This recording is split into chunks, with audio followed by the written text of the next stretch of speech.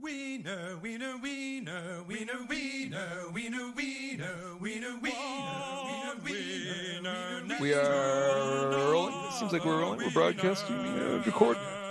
Let's see what we're doing. A little bit of recording. All right. Welcome to Wednesday in Westeros, the show where we discuss the Game of Thrones TV show and some of the books. I'm Taylor Trask. With me, I am Todd A.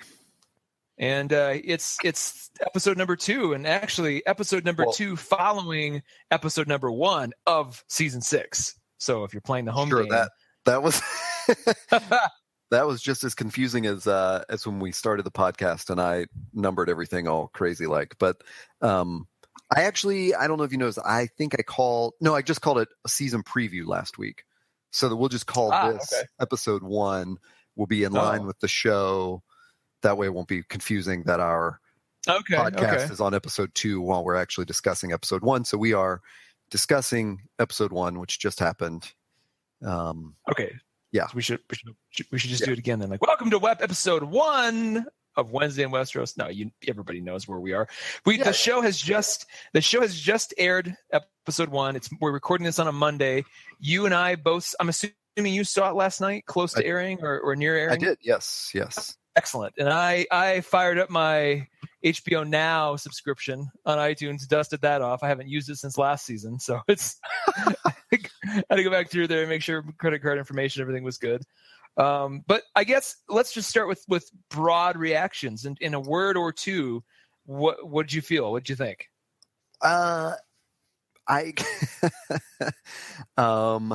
Boy, that's sort of it's a downer to start on. I feel like the show started out, the actual episode started out so exciting and great, and ended in a very I didn't care for that ending. I didn't like it. Just sort of sucked all the energy out of the show.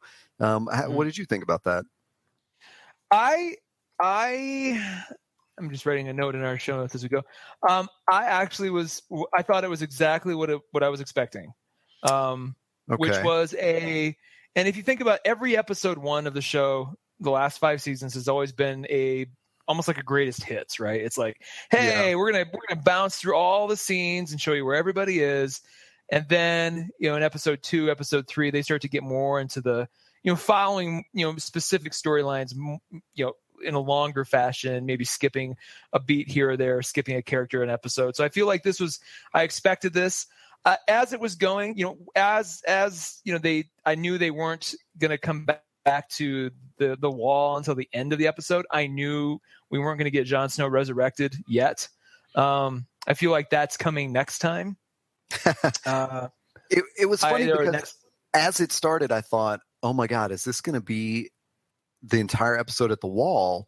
And I was confronting these like conflicting feelings of, actually that would be really cool with, I'm thinking to myself, every time they do an all wall episode, it's very cool. And but then inside I was like, no, but we got to catch up with all those people. Plus the preview showed all those people. I know they're going to catch up. But I'm like, but it would be so great if they just stayed here and showed whatever it is that's going to happen. But I know that's just me sort of preloading. I think we're getting that next week. I think we're going to get either a half and half, where half at the wall and half like a King's Landing, with maybe a little teaser with Daenerys at the end, or maybe half with Jon, half with Daenerys. Like I think that's where we're sort of going. I do think this episode very definitively exposed what was just the weak spots, the weak storylines, the weak characters. You could look at each scene kind of stacked up against each other and go, well, this doesn't matter anymore. This doesn't matter anymore. This is awesome. So, for example, we go from the opening at the wall where Davos is, he finds Jon's body. By the way, that extra long shot into of them swooping in, that was amazing. Oh my God. That was like Alfonso Cuarón-esque, just that nice, beautiful sweep. And then they were seamless with the CGI, so you couldn't tell where the set began and the CG ended. It was gorgeous. Well, and there was, and I'll say too, I love when seasons of shows pick up from the moment they left off. So just when that swooping came in, and I'm like taking in the scene, I was like, this is awesome.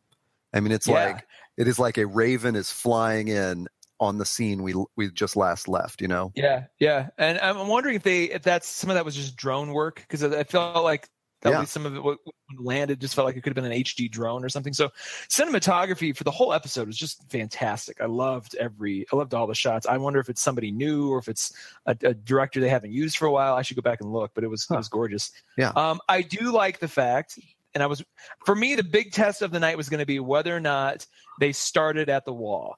Because based on last season, that could have very easily have been the last 10 minutes. They would have made you wait for any of that. But the fact they started there makes me go, okay, I have this. I feel like that is kind of a sign of trust that, okay, we're going to get to things a little bit faster than normal. So do you want to just go through the episode beat by beat? Well, or, I mean, let's just start there, because I like that you say that, because I mean, it's not that I don't trust what they're doing, although I'm a little reserved about it. But I guess I didn't see them starting at the wall as giving us what we wanted. I saw it as screwing us the way they wanted. I am leaning towards the idea that Jon Snow is not coming back. Really?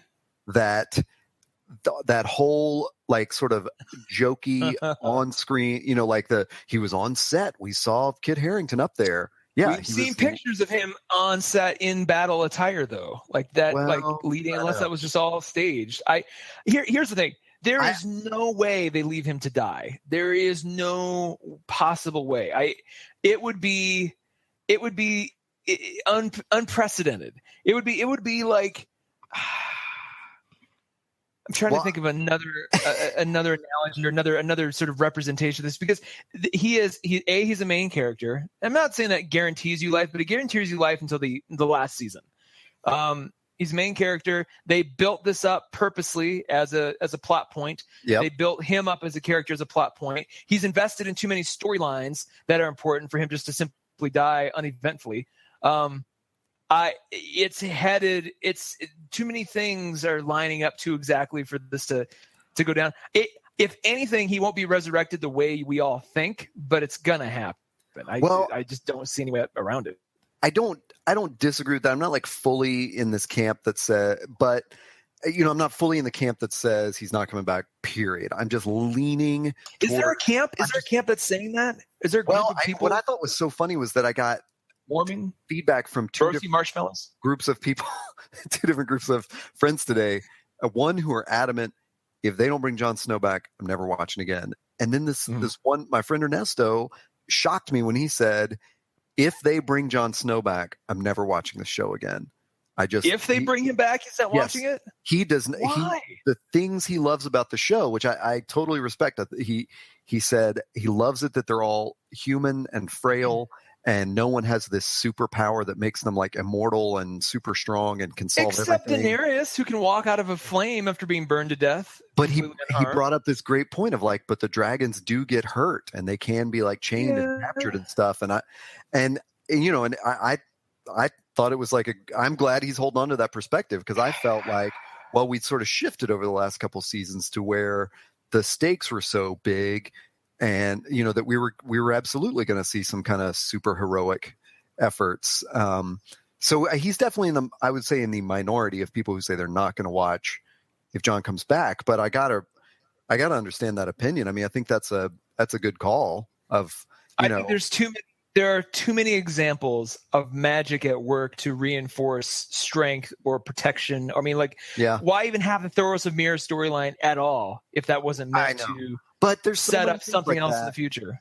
Which is, I guess that's where my opinion on last night's episode was they, again, I'm wrestling with that word trust. Like, do I trust the, story runners or the showrunners to take us to the right place, not necessarily the place I want to go, but like a place that resolves it all. And I just felt like as the episode unwound last night, they really just sucked the air out of it, especially with that last scene. which I guess Well, let's talk about that. Sure. Let's jump at that right now because this episode was bookended by the wall, which I appreciate. Again, I feel like that, it follows their formula from seasons past, but at least it wasn't, we're going to leave the wall to the very end and just give it lip service, which if they had done that, then I would have been much more convinced that they weren't going to bring John back until like episode 10 or something. So the fact that they are bookending it, they're giving it more time to breathe right off the bat. It suggests to me that either next week or episode 3 at the absolute latest, he will be among us again, or among the characters again. I think we should start like a Todd and Taylor betting pool on this and see if we get some action on like what episode will they bring him back, or that's a great idea, or the odds favoring that they just won't bring him back at all. I guess I just felt like they were like Joe Robinson from Vanity Fair in her write-up last night had pointed out that they titled the episode "The Red Woman," so they were almost planting that idea in everyone's head. They open on Jon Snow, it's called The Red Woman, and you're like, that's probably why it's titled that. She's going to bring him back to life. But then, of course, it turns out to be that she has this different reveal at the end of the episode. So they're kind of screwing with us again. And I don't mind that. I don't mind that because that is because you're trusting in the next couple of episodes they're going to bring him back. But and I'm like, if you guys want to have your fun, go ahead. That's it. They wanted to show off the fact that they don't have the books anymore. They can kind of do what they want. They want to drop some mythology on us before they actually, do the thing we all want to see. They want to milk it a little bit more. I'm totally down with that as long as they get to it, no later than episode 3. If this is a mid-season thing, I love that you have a limit on it. Well, because it's like they got other stuff. The story has to move. There are too many things this season that have to happen, and that can't be drug out that long. And honestly, that's exactly what you said. There are too many things that have to happen, and for like the first 20 minutes, I was going, holy shit, why do I like this so much? And it was because it reminded me of all the episodes that had their entire episode was a battle where, like there's the Battle of Blackwater, and there's a couple at the wall, and, just stuff like that where you're like, oh my God, like the action is moving. And it wasn't until even when Jaime comes in with the body of Myrcella and Cersei has some words with, her, like, before that, I was still with the show. I was still like, I got it. We're shifting gears a little here. But then there was that it wasn't even that long, but this conversation between Jaime and Cersei. And I just felt like, oh, right. Game of Thrones occasionally has these really long dialogue scenes. And I was super bored. It exposed the stuff that doesn't matter. The Jaime and Cersei thing, the Tyrion and Varys thing. Like, I'm just like, oh God, we don't care. Marine does not matter anymore. King's Landing, God help it. The only reason King's Landing would matter is because Elyria, whatever her name is, Sand, is on a freaking warpath now. And I almost want to see her, lead a boat herself into the harbor of King's Landing to burn it all down to the ground. Like, that would be cool. We could just, otherwise, we could put, like, if it had been the wall, and then the Brienne and Sansa scene, and then the Dorne scene, and then it went back to the wall and ended with the Red Woman. I wouldn't have thought it was such an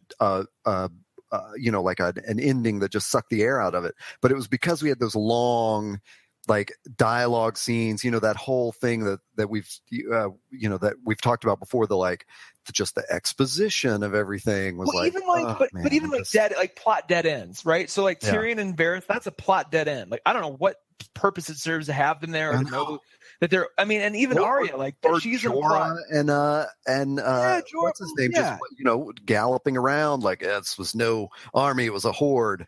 Yeah, great. We knew that. Find them. Why are you telling us the thing we saw happen? Well, and even Daenerys, like that's resolving itself pretty quickly, as I hoped it would. It's not resolving it the way I wanted it to, but it's still, there's not going to be these 10 episodes of her suffering in the camp. Like, she pretty much right off the bat was like, this is who I am. Like, okay, cool. We're going to send you to this other place, but she'll easily get out of that too. So it's not like, thank God in heaven, they're not dragging that out. Right. Like, so there's going to be, you can see a pathway for her story-wise. Are you giving it too much credit, though? I mean, why did they even have this scene if there's going to be an escape, I mean, maybe that'll be revealed at the moment, though. There's too many things to keep track of, so I'm just kind of rolling with that. But like Arya, for example, is a plot dead end. Like I don't see. Because think about this: she has got to be reprimanded / trained by the Faceless Men. Yep. And it looks like they're going to go about that really slowly. You know, there wasn't even like. And maybe it was just implied, but I don't think it was implied very well that, you know, she's blind now as penance, but also so she can learn to react to her environment. And, you know, you think I almost wanted to see the scene from Daredevil where he's like listening to people's heartbeats, you know, and knowing where that girl, like where was any of that? So it was just kind of this lazy sort of training scene.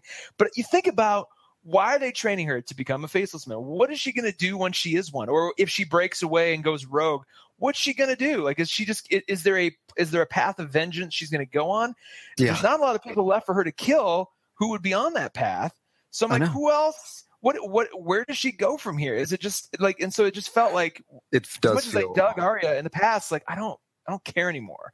So it's like, yeah. One thing is that problem that I brought up in our last episode, which is it takes them so long to resolve a conflict that we just don't care about the resolution when it happens. And so this is one of those vengeance moments where this is Arya who for, 4.5 seasons went to sleep, like, listing the names of the people she was going to kill in her revenge. And like you pointed out, like most of them are dead and not, like she didn't have anything to do with it, and she got one over in Essos, and she's blind, and then the other thing is this training thing. She has Syrio Forel is season 1.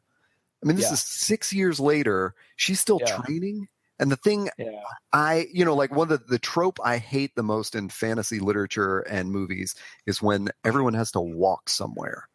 And it's like, oh my God. Lord of the Rings then. Exactly. That is the worst part of that whole thing, because it's like the walking part. And the book is so funny in Lord of the Rings where it's like, after 6 months of walking, they finally arrived at their adventure. Why would you even put that in there, man? Your world can be tiny. Who cares? But so definitely every time that happened, like where it was like the Hound and Arya or whatever in the books, I'm just going, please just get there. But so now she's just been training forever, and it's like, just get there. I mean, Luke Skywalker was a Jedi in 90 minutes flat. That's a pretty I mean, technically he wasn't a Jedi until halfway through movie 2, right? Or no, actually, I take that back. He wasn't a Jedi, quote unquote, until the beginning of Return of the Jedi, because he actually asked Yoda point blank, "So I'm a Jedi now." That's like, still less hours. Well, but I mean, you take my point is that like, we get that like it takes someone a long time to become a ninja, but this is fiction, so wrap it up. Let me just speed it up a little bit. I also cannot stand the actress who's playing her, the other student. Yeah, she drives me like I just want Arya to beat the living crap out of her. And I can't even tell, like, is she another student or is she a master? And if she's a master, then why does she appear to be sort of the student servant person? It's like, what is her relationship at all? Why? I mean, is she Jack and Hagar in disguise? Like, who knows anymore? And that's what I'm saying. And everything is so wishy-washy and ill-defined in that whole storyline. I'm just like, I don't know what to expect from this anymore. And again, we got to start looking at this show in the lens that I looked at Lost as it was wrapping up, and that there is one more season that will probably be split into 2. So basically 10 more episodes after this. Let's just assume 10 to 12 more episodes. Well, we've got 10 this season, and then maybe another 10. Plus another 10. Right. That's a lot of time to tell a lot of stuff, but there's some big tentpole moments that they're going to have to give entire episodes for next year especially.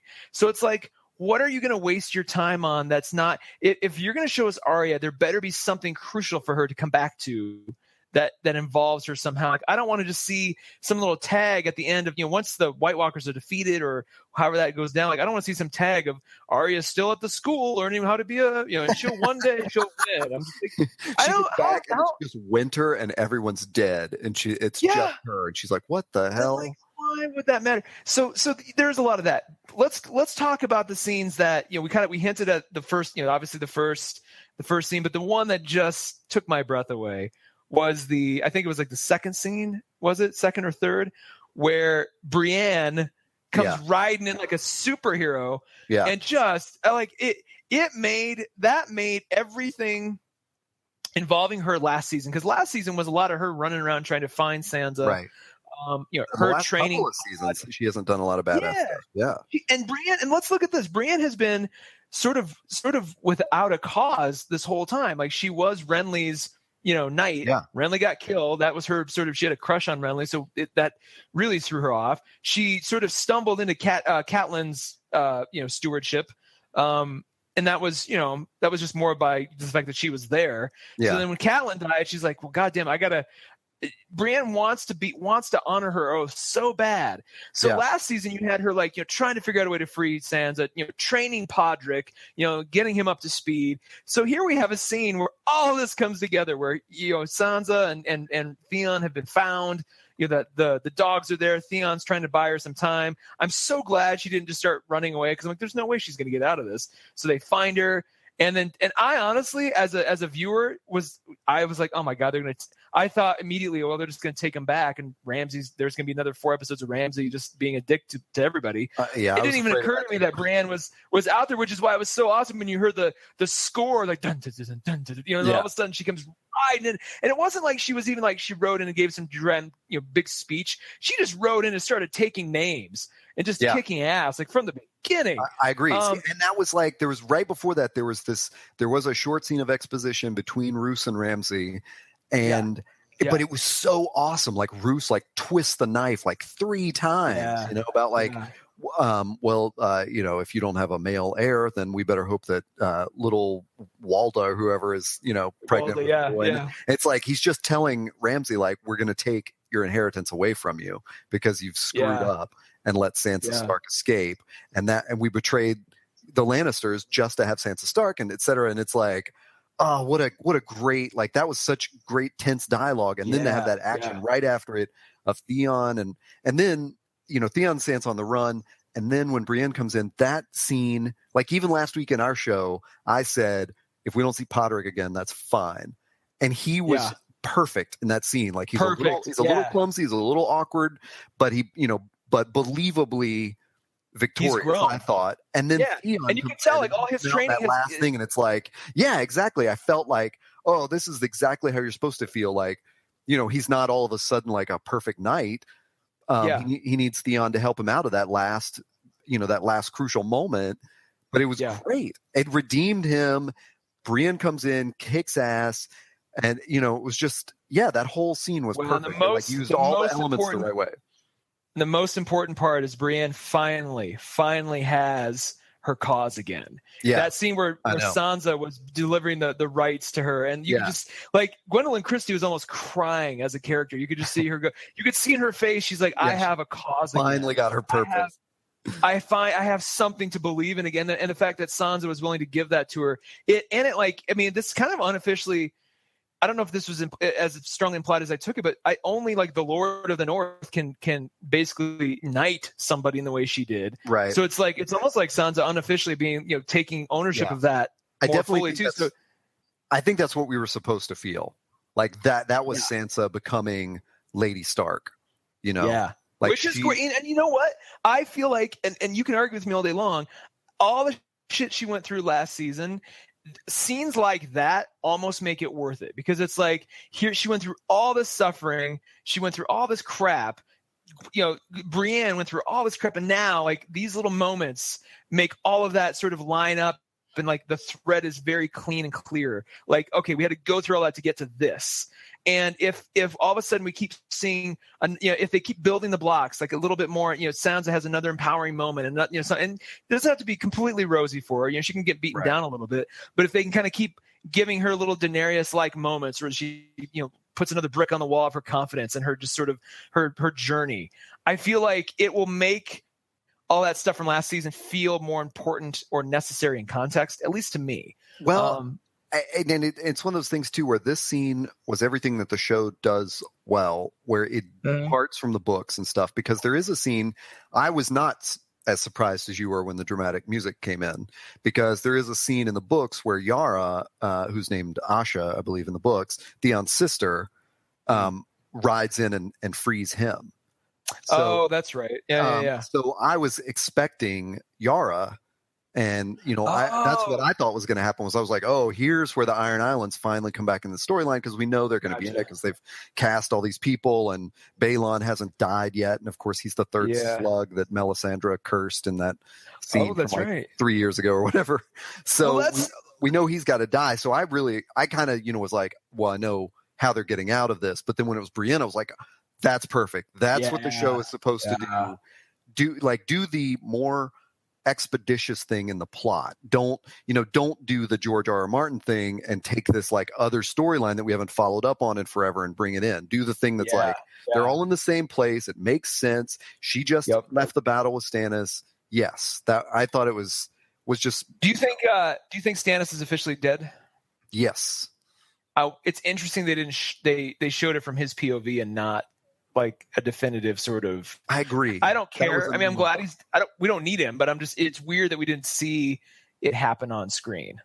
Well, and there was a weird thing too that I picked up on when Roose said to Ramsay because Ramsay was mourning the other girlfriend he had, his side piece that Theon pushed off the wall.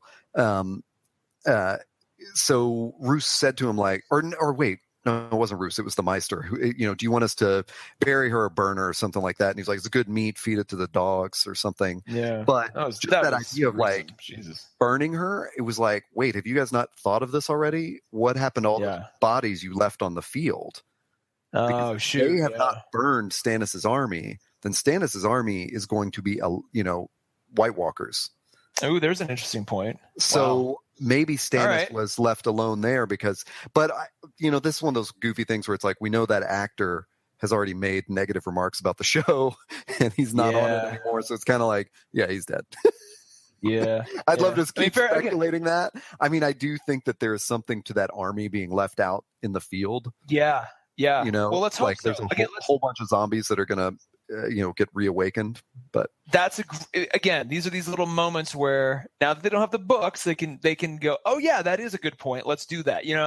Right. I am still pissed that the scene that I thought the army that was coming to meet Stannis was in fact Littlefinger's army from the right. Fire, or what happened to that? Yeah. I could have swore because when they came rolling in, I'm like, oh my god, Littlefinger's here to fight Stannis, and then no. I'm just like, okay, well, hopefully that'll come around again at some point. When we see Littlefinger again, like that's the other side of this too. The next time he appears, I want some consequences to what he's up to. Like he can't just keep moving in and out of the story, like like he's Puck from Midsummer Night's Dream, where he can just kind of do whatever he wants. Like he's got to be able to. There's got to be some tangible something going on before his consequence. Well, so I've got that there too. That relates, sort of to this comment that I had made a note about, which I'm fairly sure it was in Jezebel, and I did not bookmark it, but it was just such a great short post explaining, quote, what's wrong with Game of Thrones, and the author said, really simply, what's wrong is that none of them are in the same place. Yeah, and what made those first couple of seasons great and made the third season pretty good was that. They were all, it was like all that dialogue and like infighting and backstabbing and like it was all these great characters interacting with each other. True. And then what's happened over the last 2 years is they've all gotten separated. And so while I cheered a little bit at, and I feel exactly like you feel, like Brienne like tearing up when she meets Sansa, because it's like now her role and purpose is restored. But it was also like, oh, thank God the two interesting people are back together. Because even last season with Theon being Reek, and it's like he wasn't we weren't getting the interaction that we wanted from him and Sansa or him and Ramsay or what, it's like everything's kind of changed. Arya's in one place, Jon's in one place. Jaime had left Cersei for the first time in 4 years basically, and everyone was split up. And that comment is just obviously really resonated with me, because I think they nailed exactly what I've been feeling, which is, it's still the same cool people, but they're not together. Well, so we haven't seen, so the Littlefinger thing. Yeah. We haven't seen Varys and Littlefinger like there was all those like small council scenes where Tyrion and Varys they were so good. All those guys could like kind of hang out and like, trade barbs with each other, trade ideas and stuff. Yeah. I'll see a little of that. Speaking of Jaime, Littlefinger, his whole purpose is like that. is needling other people, Yeah. And so he's so much more interesting when he's needling someone like Ned Stark, like all those ideas he put in Ned's head in the first season, and then like all the interactions with Varys, and then that speech he gives during the climb episode. Anyway, but yeah, I just he needs to come back in and interact with people. That's Littlefinger's role. Speaking of Jaime and Cersei, do you? I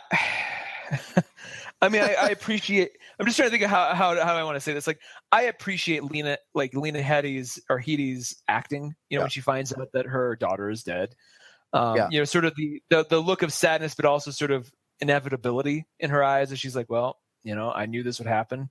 The witch told me this would happen, and it's happened. And that, God damn it. I don't feel anything for those characters at all. Like, I don't care if the faithful burn it down. I don't care if they kill like anything going on in King's Landing right now is just not important, not interesting. It's not going to matter in the grand scheme of things. I just don't care. That just plays into that same thing of like, by the time they bring the connect the plot to the vengeance of it or whatever, we don't care. It was so creepy. Do you want to see the same, like the Dorne, the ships of Dorne, attack King's Landing? Like, what would you want to see that would make it more interesting for you? Like, what would make that whole situation? That's a good question. I do think that for several years of the show, and I guess reading the books, I felt this too, that one of the really interesting things that George Martin was doing was sort of like, there was sort of a really big high-level chess game happening of winter coming and the White Walkers, threatening the wall and no one listening to what the Night's Watch needed. And the really interesting thing about that was it wasn't like an Avengers movie where the whole world rallies and, they all get together and someone speaks some inspiring words and they go fight the big evil. It's like, no, the humans are in total chaos, like just nitpicking at each other. So I guess I'm I do sort of feel like a nostalgic for that. Like, let's get back to that thing where we realize that the rest of the kingdoms are in total chaos while this terrible thing is bearing down on them. Okay. But I am disconnected. I like you said, I don't care if the Dornish ships come in, I'm going to be like, man, you are wasting time. Let's get let's get this stuff over with. What did you feel when the big aha moment of killing Doran Martell and killing the guards, and basically Elias, am I saying her name right? Is it Elias Sand? I don't even remember. I think it's Elias Sand. Elias Sand. Let me just look this up. But anyway, when she and her daughters took over, was that Elias Sand? Ilaria Sand. Yeah, yes. But there's another one that says Elia. Well, that's that's one of the sand snakes. Okay. So no. Or is Elia the one that was Elia? Maybe the one that was raped by the mountain or whatever. It says Ilaria is the beloved paramour of Prince Oberyn Martell. So it is Ilaria. Is her actual full name. So what did you think? At some point really like somebody to like leave us comments that are like, you fucking idiots. No, it's Ilaria. I haven't been listening. No, it is Ilaria, but Elia is a sand snake. Yes. She's the oldest daughter. Yes, I've Googled that. I've confirmed it. Now I can't remember the one who was Oberyn's sister that was raped and killed. Oh. The one that he was seeking vengeance for. R plus what equals J? What is the R plus? Well, that's Lyanna. That's Lyanna Stark. Oh, R that's right. Never mind. Yeah. Okay. But anyway, so this is the problem of the whole story. Is there's so many names and like little tiny vengeances and stuff. Yeah. All this so back to your point. Does it matter that, it was kind of a badass moment. I didn't see it coming, but at the same time too, now it sets up this whole, well, what does she want? And what, does she, is that going to matter at all? Are they going to attack King's Landing? Are they just going to get their asses handed to them like Stannis did? Like where could that possibly go? It's cool that you're wondering about that because as, a reader, I saw it as I was not annoyed by it. I told you before we started recording that I'd read this comment from Vanity Fair's Joe Robinson about how she was, like tweeted something about, I'm just, hey, dear readers, I'm disappointed with this plot twist too. I was not at all, because I saw it as a reader of like, that's what the show needs to do. Let's cut out the, this exposition that otherwise was going to get inserted. Let's short circuit that kind of stuff, shortcut the plot too.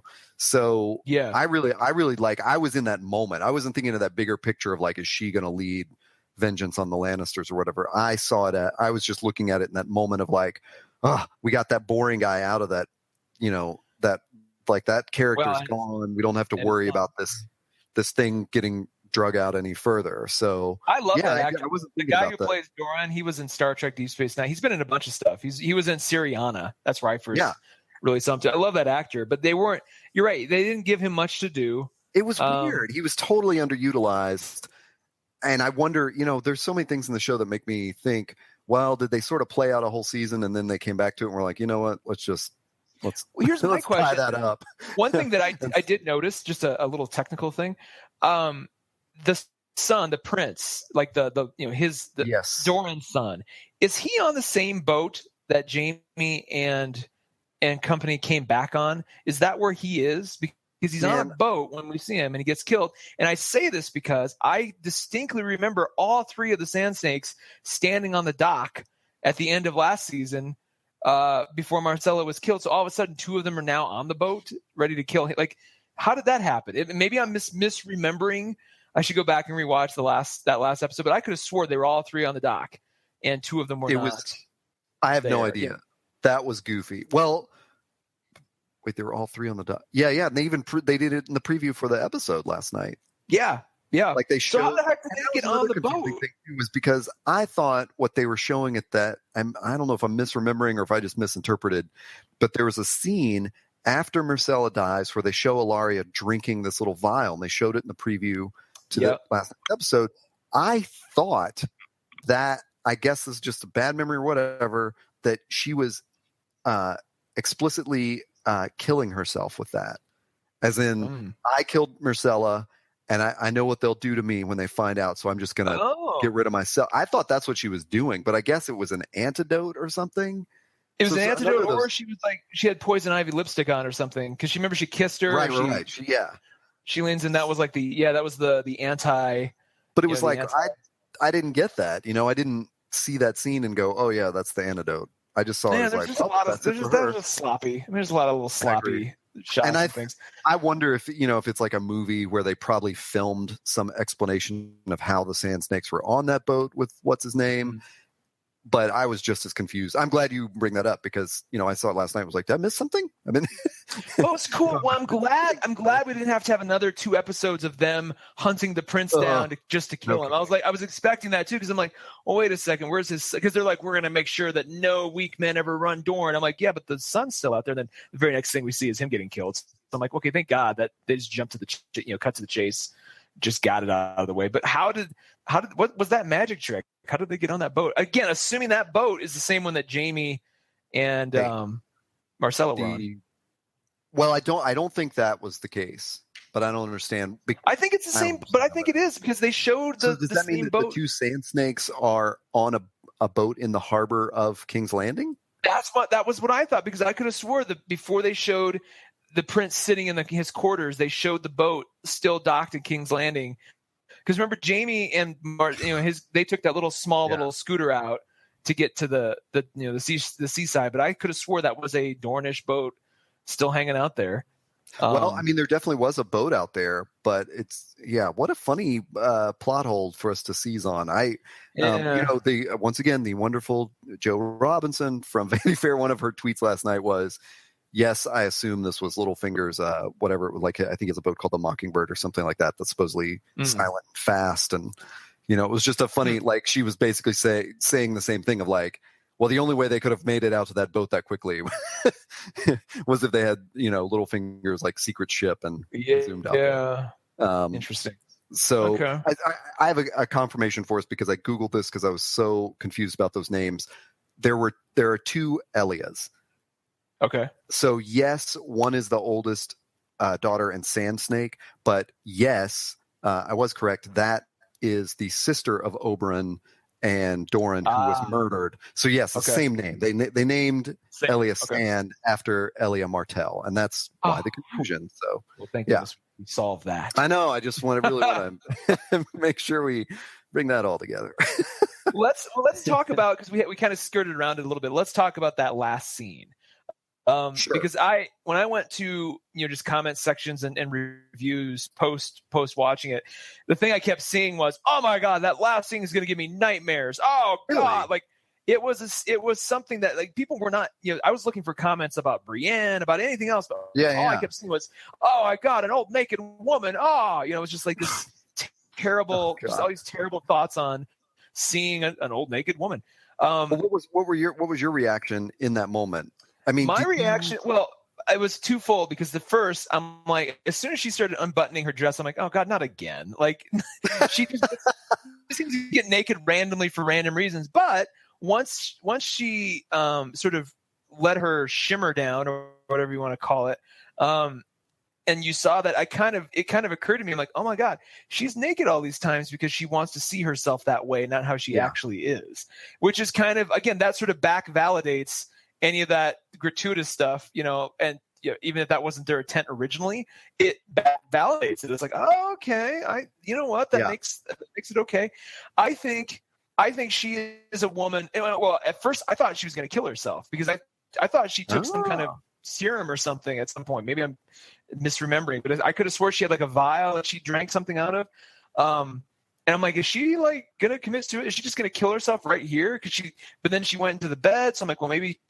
Is she still going to be alive? I don't know. I feel like it was one of those things that it revealed to us that she is way older than and we think she is. She's been around for a long time. And how could she be so wrong about Stannis if she's been around this whole time? So I feel like my optimistic sort of hope from this thing is that she, the reason that was called the Red Woman is because that's part one of two. Right. So part one is, hey, she is just like Brienne. She is lost in terms of her own abilities, her confidence, her knowledge of the future, of what's to be. She and that was her most vulnerable moment. So we saw it. We saw the physicality of that vulnerability on display for all of us to see. Right. And part two of this is when Davos comes together. She's going to be ready to go to make amends, to make good on this. And if that means she sacrifices her life to bring Jon Snow back, that's what she does. I feel like she's in that mode now. Like we there's not going to be any of her riddles and bullshit. Like I think she's ready to jump in now and be fully commit to making this happen. That's my hope. That's, if I was writing this, that's where I would take it. I don't know if that's what they're thinking, but my quiet confidence is that's where it'll make more sense once we see next week. Well, yeah, I'm going to invoke this name once again, because if you are not reading Joanna Robinson's Vanity Fair write-ups, they're so perfect, man. And she's publishing them like the night of the show. Nice. And I don't know if she did that last season, but are they all just individual tweets, or what? How's she doing? No. I mean, I follow her on Twitter, so I do, like see her reaction. Well, last night I tuned out of Twitter because I caught up like, an hour or two after the show aired. So I was scrolling through the tweets after I watched it and ran into all her stuff. But no, Vanity Fair, like she publishes an article right when the episode ends. And last night's was really dug into the Red Woman myth and everything. So she just says a couple of really great things. Like if you want to read a little bit more about, speculation of who this person might be related to or whatever. No, to that exactly. Yeah, we totally will. I mean, she points out that like there were hints for the show viewers that Melisandre was pretty old. And in fact, there were like interviews with that actress where she said, she's several hundred years old. And readers, I guess, knew her as, I don't remember this, but it doesn't, I wasn't, I was just as surprised in the moment, I guess, but I sort of like got it. Like, I don't know how everyone else. So, I just was like, oh, right. Of course she's very old, but I just, in that moment, in that scene, I wanted more. I wanted some other magic. And I like your thought, your hope which is a crazy thing to have with Game of Thrones, that there's It's like all we have anymore, Todd. a part 2 coming. But I even if they weren't going to resurrect John last night, which I said last week in our preview, I was like, yeah, they better just do it first scene, But even if it doesn't happen this season or whatever, I still hope there was going to be something else there. I mean, it could have just been her looking in the flames. I don't know. But just the fact that she naked when, in the coldest place on earth, seriously, is naked and then gets into bed. I was like, well, that was a super stupid ending. Well, she's already said that, like, the heat of R'hllor is within her or something, so she doesn't get cold. Yeah. R'hllor. Yeah, R'hllor. But it's again, if you think of it, why would they write that? Why would that be there if not to take? Because here's a woman, and it's especially cool too because she's a character who's been nothing but arrogant this entire time. Yeah. She's been up until she's physically had to see, she saw Stannis get his ass handed to him, and that last episode of last season where she kind of rides into Castle Black just dejected. That was kind of the first time we'd ever seen her anything but I speak for the Lord of Light and I know exactly what's going to happen, and she's just been walking around a big cocky mess, and so last night was the most vulnerable she has ever been. That is a really good point. And so it's like.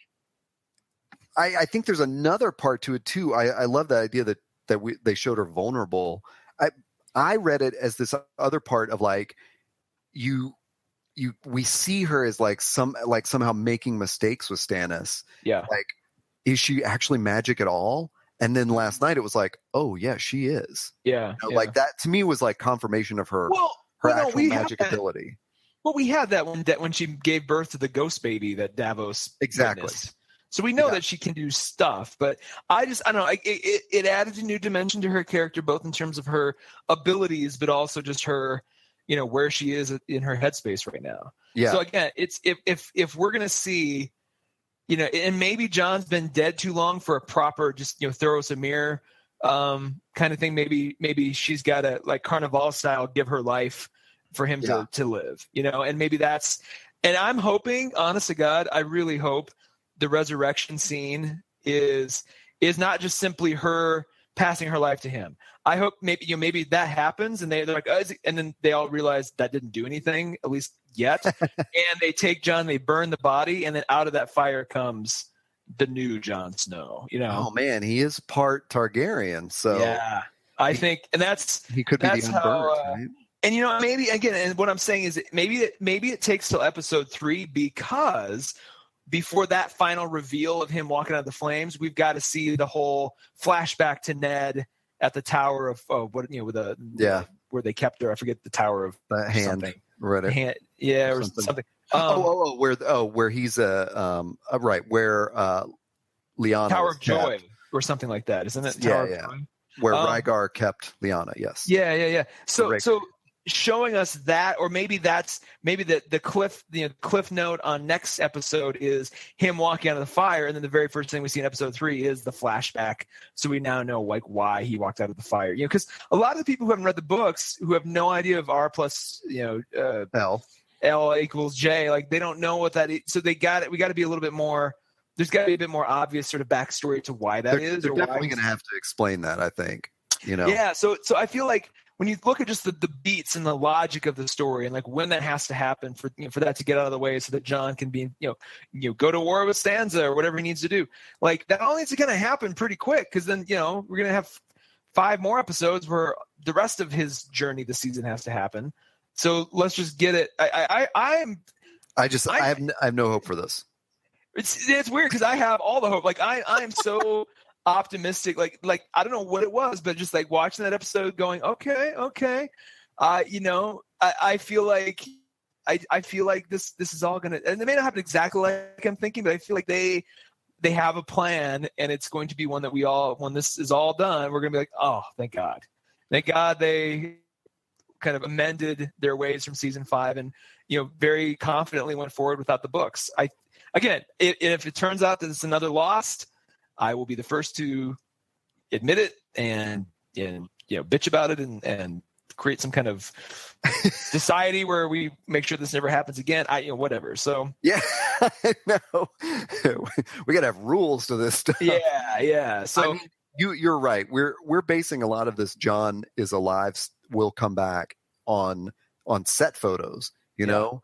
And if we didn't have that, I would be like 98% after last night. I would have said, no way is he coming back. I still would have said he was coming back. It may have taken a lot longer.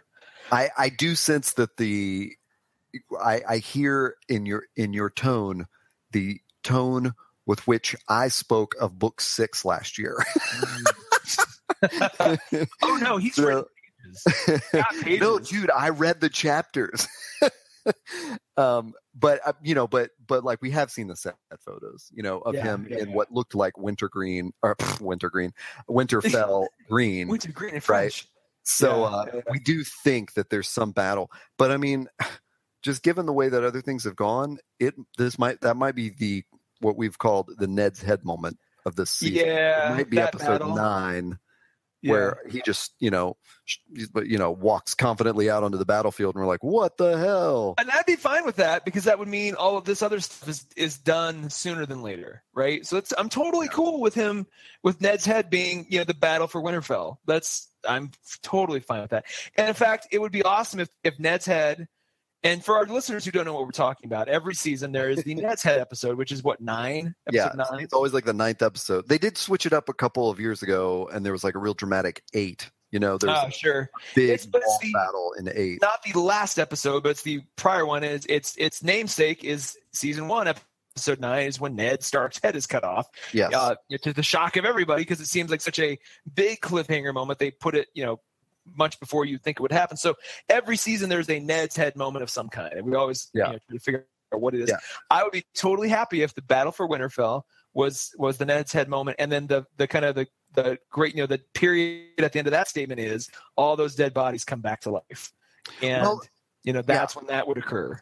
There's this funny thing that we didn't talk about last week, and that I just brought up briefly, which is just from the casting again, we know that there's going to be this whole Greyjoy thing. I would assume this when are they going to fit that in? Jesus, and that's totally right. In the books, it is just a wandering side quest that doesn't have anything to do with anything. So I only hope that, when I bring this up because you're talking about a battle of Winterfell, which we're assuming would probably be Bolton's versus like Stark's wildlings and Jon Snow or something. Bolton's versus everybody, probably. But there might be, but maybe the Greyjoys step in and take care of it, because maybe Yara has put together that, like, that, I mean, well, she does know that's who castrated Theon, and she's so, but there's so much, it's one of those things where so much stuff has to happen. So maybe next episode we're going to see Balon die. Like, I don't, but it's been a whole season since we've seen Balon. Like, I don't care. Like, it's again, kind of horses going to remember. They don't need. We will know it happens when the preview shows Melisandre dropping the slugs in the fire, or Stannis. Right. I name you usurper Balon Greyjoy, the usurper Robb Stark. Yeah. That's when we'll know. Like, that's the episode. You're so right. It's exactly what's going to happen. And then you'll see him walking on this slippery, like. Bridge between these two high towers during a rainstorm, and you're like, yep, he's not going to make it, or whatever. We'll give him a little bit more to do. They won't just show him just to kill him off so fast. They got to give him some sort of, like, Father, are you sure? Are you sure? We got to go get these. Like, he's not my son anymore. Yeah, and there's that whole thing. Well, so he's got to go away for Euron to come in. That's the casting we know about. We know someone was cast as Euron, so we know. I'm so disappointed they did that. I'm like, we don't need it. I mean, this show could be perfectly fine without ever going back to the Iron Islands ever again. Like, we don't need it. There was such a weak, like, rescue attempt when they get Theon out of the, and that's the whole thing of, like, that's why last night I sort of anticipated, like, well, this is where Yara's going to be successful. Sure. Or something, some Deus ex machina is going to come down and rescue Theon and Sansa. I did not think they would go back to the Boltons, and just the fact that they've got to put all those pieces back together that they sort of deconstructed last season is really weird. Yeah. So I mean, there's a lot to look forward to. I certainly hope that both of us see things that cheer us. Yeah. Whatever that may be. It's a great place to summarize, and I think if I'm not mistaken, I'm on the optimistic side of the fence, and you're on the wait and see. I just didn't see anything last night that changed my mind. Okay. Either way, so okay. So maybe it's too much to categorize me as having a negative outlook. I just I just didn't see enough, and I really did feel like the wind got kind of sucked out of the episode by the end. So the winds of winter have blown your hope away. I think totally have. But if we start getting more of the Brienne rescuing the action scenes, if Arya just gets, it's like. Yeah, there's so many ends to tie up, and maybe that's our perception. Maybe it's just you and I thinking like, oh, it's bearing down on us. They got 20 episodes. They got a motor. I don't know. Well, they may pull a Lost. They may just go, you know what? The only thing that really matters is this, and the rest of it, we'll give you a sort of a post-credits sequence of sorts. But who cares? If we ever see like. What's his name from The Wall that I've totally forgotten about, the guy that John sent to the Citadel? Oh my God, Sam! Yeah, there's a whole Sam. See Sam like waking up and he's wearing like jeans and a t-shirt, and it's like it was all a dream. He stares into his his snow globe with the little castle and shakes it up and goes, it never happened. That was Game of Thrones. Yeah, I think that's a good place to end it. I think talking about it makes me feel better about the show. Like I don't feel as like like last night. I just was like, no, it can't end there. I'm like your psychiatrist. I'm your Game of Thrones psychiatrist. Is like Tom. I really need it after last season. Everything will be good. We all did. But I am choosing to look on the bright side of life. To quote Eric Idle in a famous movie. That being said, there's also a "Life is Shit" song in that movie. If you look at it, so blah, blah, blah, blah, blah, blah, blah. Yeah, I guess all things can be summed up in Monty Python songs. Like I think all of our deep questions about life, about who we are, can all be summed up by Python. Yeah. That being said, where can folks find you online, sir? I'm on Twitter at HeyToddA. And where are you on Twitter? Well, I am just at Taylor Trask on Twitter, and we are both at toddandtaylor.com. That's right.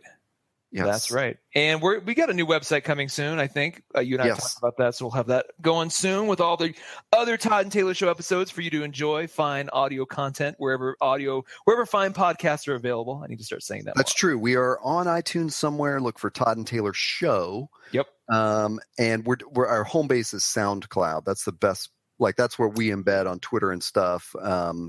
And that is where we leave our show notes. So any links to, references that we can remember, I'll, give all these links to Joanna Robinson and make sure everybody reads her every week. We have to give another shout out because I borrowed some artwork for our cover art from Babs Tarr, whom I just adore her work.